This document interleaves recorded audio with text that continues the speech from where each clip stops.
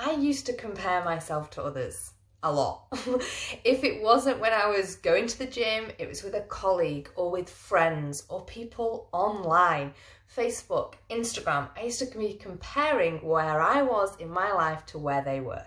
And if I wasn't living in comparison with other people, I was comparing where I was now to where I used to be, especially my body. I was a pro at doing that.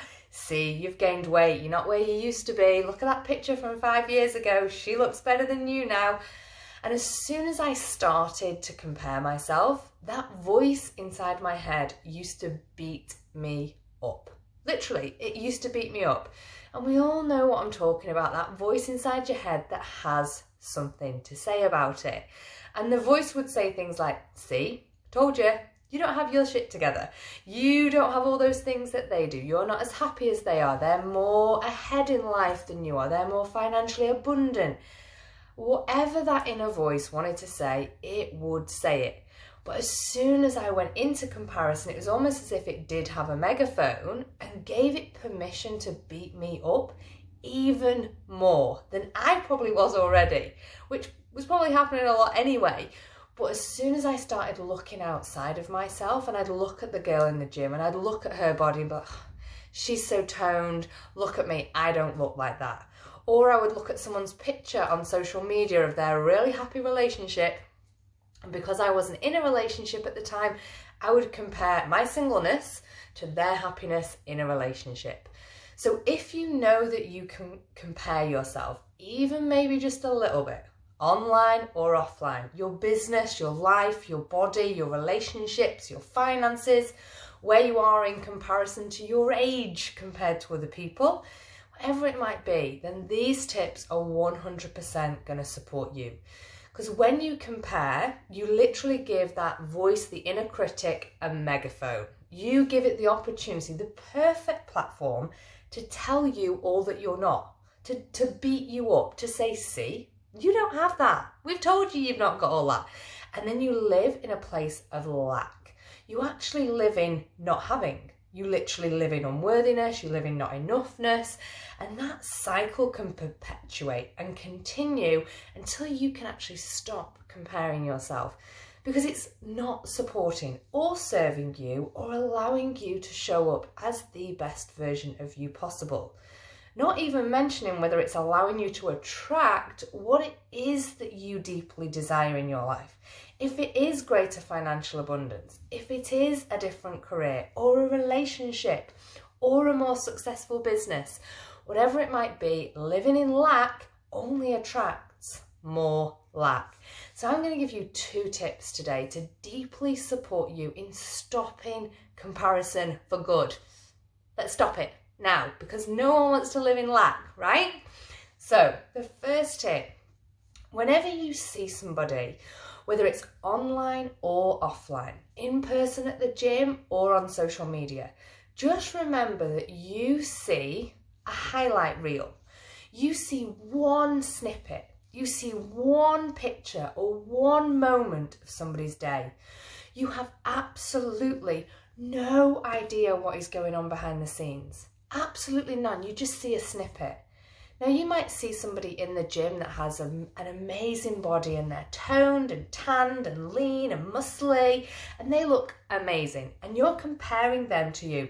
But what you don't know, maybe, just maybe, with no idea what that person's going through, you don't know that they maybe have an eating disorder. You don't know that maybe they're beating themselves up every single day and restricting what they're eating and over-exercising, and you have no idea.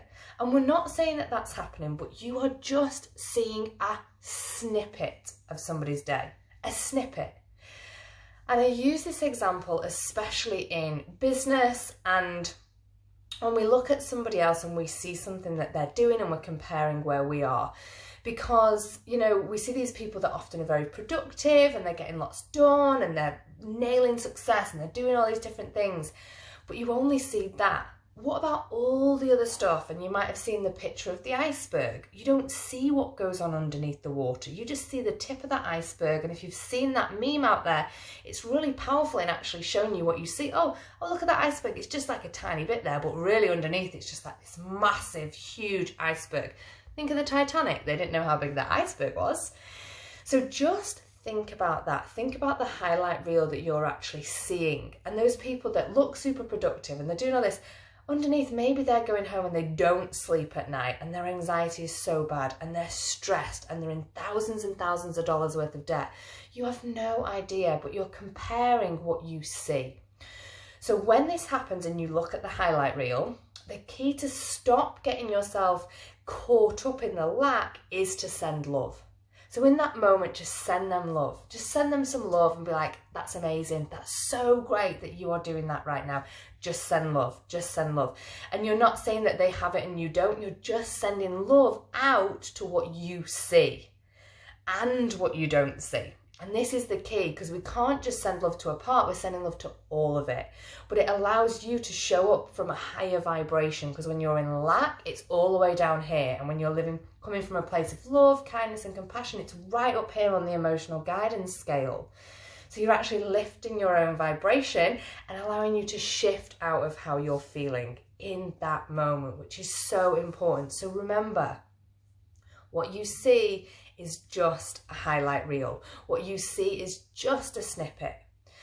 The second tip is, when you're comparing, it's often because you have something inside of you that maybe doesn't feel worthy, or you're running a belief structure, or you're having some values about you as a person that aren't aligned. So I ask you this question: can you own you? Can you own your uniqueness? Can you love all of you? Absolutely everything. Even if your body doesn't look the way you want it to, or your business isn't where you want it to be, or your relationship status maybe isn't where you want it to be, can you still own that? Can you love all of you, no matter where you are in life right now? In this very moment, fall in love with yourself. Because when you do, when you actually own all of you, you don't compare, because instead you're just happy with where you are right now.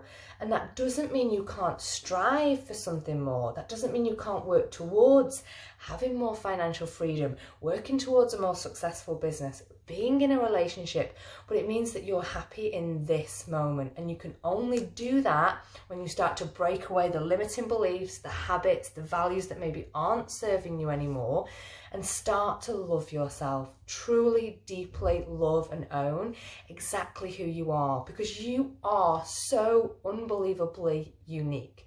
Like, there's a statistic that says there's a 400 trillion to 1 chance of you even being born. 400 trillion to 1 chance of you being a human being on this earth, and you are here, and you are so incredibly unique.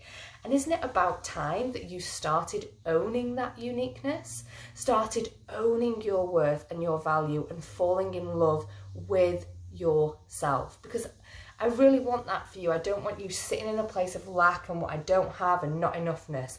Really start to own that, and you can do that by owning all of you and owning your uniqueness. So don't forget to hit like and share this video with anyone that you feel it would support. I'll be back soon for more. Bye for now.